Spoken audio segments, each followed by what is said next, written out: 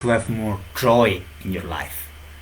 Have you ever wondered how to infuse and live more with joy and passion? Let me tell my story, because I accidentally ended up living as a street clown, seeding joy in people every day of my life for almost a year. I traveled in North America as a street clown, and it was such an amazing, incredible experience. At the beginning, I was just a backpacker from Europe, and I met the Rainbow family in a community with hippies, and with them I realized that I like singing. Even if I don't control my voice and I have a big spike voices, singing was so nice because they were singing all together before eating every time. And then when I left the community and my visa in Colombia ran out, I just went to Ecuador. And Ecuador it's US dollars. So I ran out of my money very fast and I couldn't find a job. So when I ran out of money, just have $4 left. I used $2 to go on a remote beach to just clear my mind. I spent 4 days looking at the ocean, fasting, not even water. The 4 days just wind and rains came up. Actually, I have to say, in these 4 days was incredible connection with nature. Yes, I was starving, but I had the pelicans flying over me and the dolphin swimming in the sea and jumping, and it was so incredible. And I felt so blessed. In these 4 days fasting alone in nature on the beach, I felt I need nothing. I felt plenty. I felt no more fear. I didn't care about eating or money or shelter. I really felt blessed from God. And then the rain kicked me over. So I started walking one step at a time, like fighting every step because 4 days no water, no food. Till the next village was half an hour walking, in Ayangue, a little village on the beach of Ecuador, on the Pacific Ocean. And there again, I asked if there is a place to sleep, and the only place to sleep cost $8. So no way I could afford it. And I asked this fisherman if it's acceptable, kind of legal, if it's possible if it's not risky to pitch the tent on the beach, on the last corner of the beach and stay there. And he said it was fine, and he took me there. Very big-hearted person. And the day after, and this night, I slept outside the tent because it was kind of warm enough. And I look up and realize, I didn't have the dollars to pay the 3 stars hotel. And God invited me to the 5 billion stars hotel. And the day after, I still don't know what to do.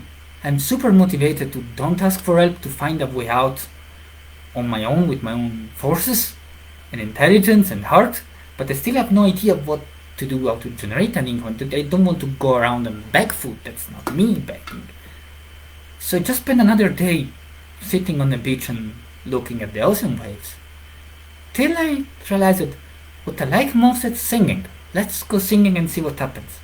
So it was already afternoon, and I grabbed my travel drum, and I got to the first bar that was still open on the beach, and I started singing, "Oh bella ciao, bella ciao, bella ciao, ciao, ciao," and which was my favorite Italian song. And the customer at the bar, he smiles and he gives me $1. Then I go into the next restaurant and I try again, and I see, hello everyone, I'd like to share a song with you. It's my favorite song, and if you like the song, then just be generous if you want. And again I get another $1, and people just looking at me like, wow, where are these guys coming from? And with the second $1, I start crying. I realized, now I have $2, I can buy my soup, I won't starve. Basically, that was like the basic need secured. And for the next few days, I survive and I collect money and raise a bit of money, singing from restaurant to restaurant. And I was like, wow, this is real. I'm not begging, I'm just singing for them, and if they want, they were really helping because of the craziness of the situation.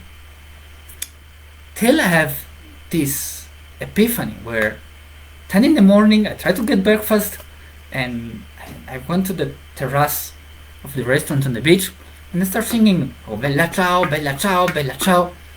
And this Argentinian man, he was looking at this menu, and left the eyes from the menu, and they say very harsh, muchacho, estamos desayunando por acá, which means, hey boy, hey dude, we are trying to eating here, we're trying to having breakfast here. And the waiter, he looked at me like artholes, like you're pissing off the customers. And I asked him, man, so do I. What I'm doing, it's also trying to have breakfast. And it didn't like so much, but the woman who was having breakfast with him, she started laughing like crazy. And she gave me $1. So that put a seed in my mind. I realized, wow, instead of just singing, I can create funny situation. I can make people laugh and collect money from making people laugh. And see what comes, instead of singing that it's kind of inflaming my throat. So I start creating my own jokes and making people laugh, and I even create the jokes of a street artist, very hungry and very inexpert, who walk in a restaurant and start singing and bella ciao, bella ciao, bella ciao, and then they got stopped and he say, oi, so do I, I'm trying to get breakfast. And a few other jokes that it just generate by themselves. And I realized that people were loving me. I really felt, what's the difference? I questioned myself, what's the difference between begging and being a street artist? As a beggar, you receive because of you generate pity in the other person. But as a street clown, you receive because you're generating joy and surprise in the other person. The other person are super willing to give to you. I'm not asking. I never asked for a meal. I was invited like 3 times a week from the owner or from the customers, and it was incredible, really. And then I left the village. And before leaving the village, I still have my bank account, my credit card, but there was no cash machine there. So while in the village, I had to find a way to become resourceful somehow. And before leaving the village, I said, I want to keep doing this and explore this reality, but I don't feel honest if I have my bank account backing me up. So in a bit of crazy and very inspired moment, I decided to offer to the awesome my credit card. And the moment I did it was big emotional release. It was like just taking off a back package full of stones. Afterward, I regretted several times in the travel, but in that moment was just, wow, thanks to God, I'm believing in myself for real. And from there, I started traveling 1 more year and something in Latin America, from village to village, from beach to beach, and in Peru and Brazil and Argentina and Peru again, with this modality, telling jokes and singing sometimes. And then I came up with my own clown story, and like, would you like to know what's a street clown dreams about?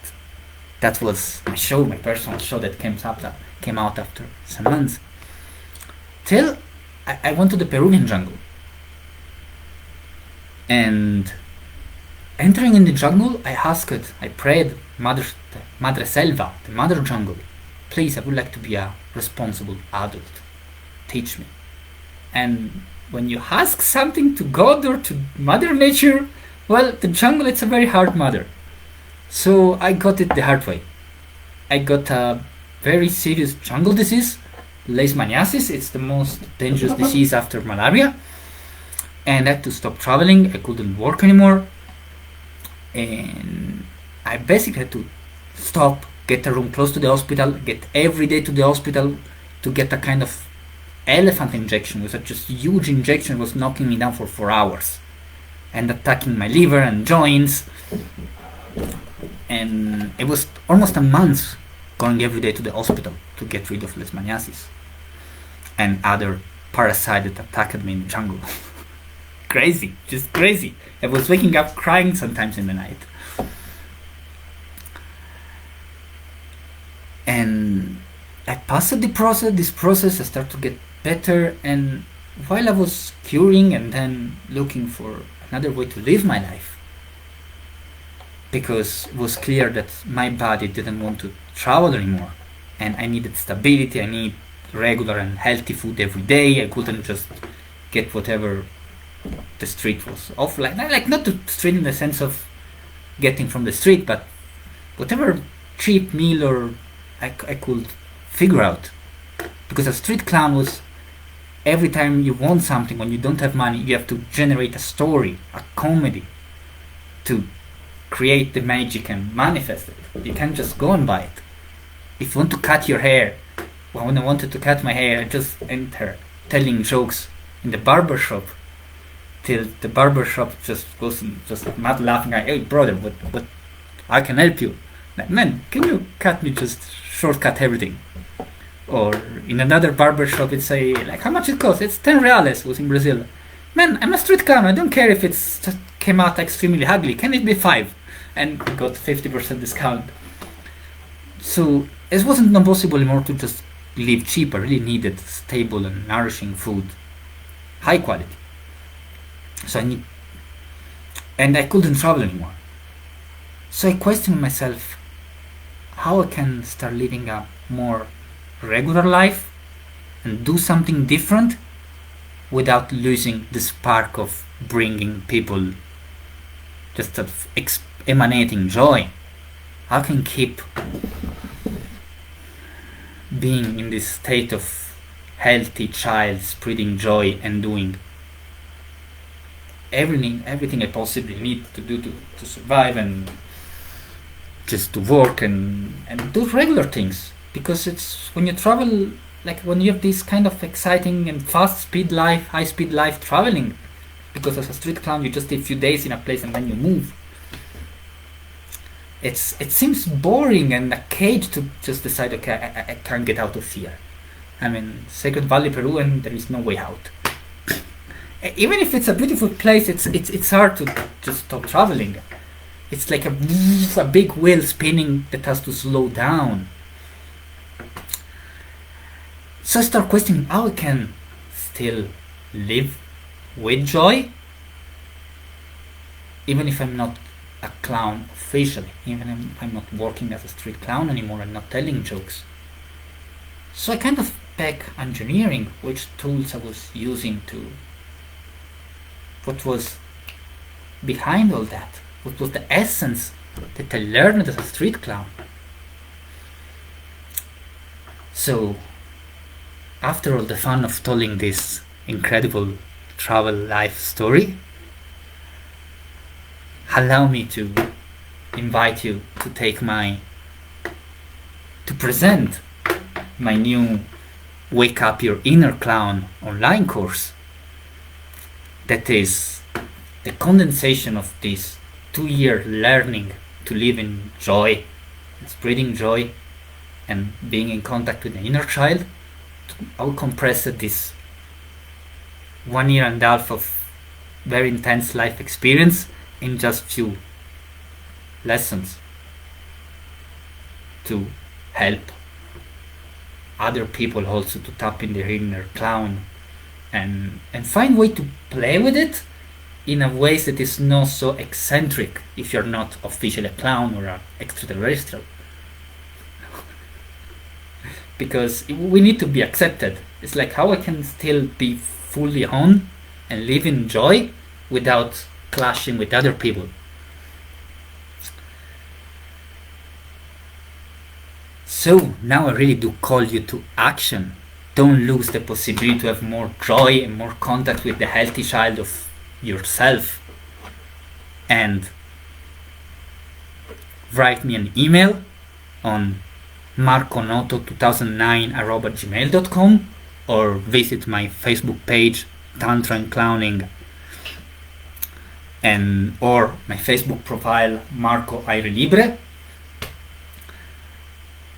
and order your course or write me to know more. But that's pretty much. Really, don't lose the possibility to get more, to live with more joy, to have tools to just tap and heal deeply your inner child and let it play. Go ahead now.